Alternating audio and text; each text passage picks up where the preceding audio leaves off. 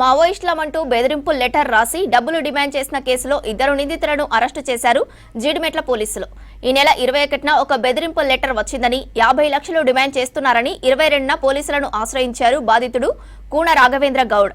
Case నమోదు చేసుకున్న పోలీసులు దర్యాప్తు ప్రారంభించారు. దర్యాప్తులో బాధితుడి ఇంటిపైన కిరాయికి ఉంటున్న ఏపీ గన్నవరానికి చెందిన ఎర్రంశెట్టి రాజు, కందురెల్లి రాజులే నిందితులుగా గుర్తించారు పోలీసులు. ఇవాళ ఉదయం నిందితులను అదుపులోకి తీసుకుని విచారిస్తే వాస్తవాలు బయటకొచ్చాయి. నిందితుల దగ్గర 13 చిన్నపాటి నాటు బాంబులు, 3 సెల్ ఫోన్లు, 2 బెదిరింపు లేఖలు స్వాధీనం చేసుకున్నారు. నాటు బాంబులను విజయనగరంలో కొనుగోలు చేసినట్లు బాలానగర్ ఏసీపీ నరేష్ రెడ్డి మీడియా సమావేశంలో తెలిపారు. ఎర్రంశెట్టి రాజు గతంలో ఆంధ్రప్రదేశ్లో దొంగతనం కేసులో పాత నేరస్తుడని తెలిపారు పోలీసులు.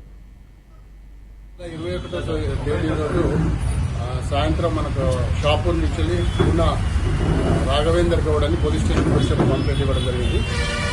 ఆ కంప్లైంట్లో ఏంటంటే 21st నైట్ అతను ఇంట్లో పడుకొని ఉండగా ఎవరో గుర్తు తెలియని వ్యక్తులు వచ్చి తన ఇంటి ముందర ఉన్న ఒక తులసి చెట్టును పీకి ఒక లెటర్ తన కార్ మీద పెట్టి దాని పక్కనే ఒక రెడ్ కలర్ కవర్ ఒకటి పెట్టడం జరిగిందని చెప్పి కంప్లైంట్ చేసిండు. ఆ కవర్ ఓపెన్ చేసి చూస్తే అందులో ఒకటి నక్సలైట్స్ సంబంధించి శంకరన్న గ్యాంగ్ రామదాసు రాసినట్టు ఒక లెటర్ రాసిండు. అందులో ఆ లెటర్లో ఏముందంటే ఒక 50 లక్షల రూపాయలు అతను డిమాండ్ చేసిండు.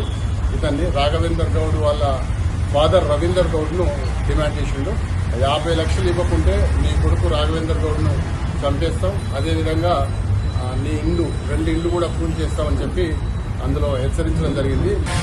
సిపి గారి ఆదేశానుసారంగా మేము ఒక 3 టీంలు తయారు చేసి ఆ 3 టీంలు పూర్తిగా ఈ ఇన్వెస్టిగేషన్ పర్పస్లో మేము పంపడం జరిగింది. అనుమానాస్పదంగా ఉన్న 2 వ్యక్తులను పట్టుకోవడం జరిగింది. అతని పేరు ఎర్రంశెట్టి రాజు ఒకతను, అదేవిధంగా ఇంకో అతను కొండూరువెల్లి రాజు. ఇద్దరిది కూడా యాక్చువల్గా గన్నవరం, విజయవాడ దగ్గర గన్నవరం. అయితే వాళ్ళని విచారిస్తే మనకు తెలిసింది ఏంటంటే ఈ ఎర్రంశెట్టి రాజు అనే అతను ఈ షాపూర్లో ఎవరైతే మనకు కంప్లైంట్ ఇచ్చిండో రవీందర్ గౌడ్ వాళ్ళ ఇంట్లో లాస్ట్ 3 yearsకి వెళ్ళి కిరాయికుంటుండు. ఆ కిరాయికుంటూ అతను కొంచెం గతంలో ఇతని మీద ప్రాపర్టీ అఫెన్సెస్ కూడా ఉన్నాయి. ఒక 5-6 అఫెన్స్లలో ఇతను విజయవాడలో దొంగతనాలు, టెంపుల్ అఫెన్స్ చేసి పట్టుబడ్డాడు. ఇవి కోర్టులో నడుస్తున్నాయి. తర్వాత ఆర్థికంగా కూడా చాలా దిగజారి చాలా వ్యసనాలకు లోనై ఇతను అప్పుల పాలైంది. సుమారు 20 లక్షల దాకా.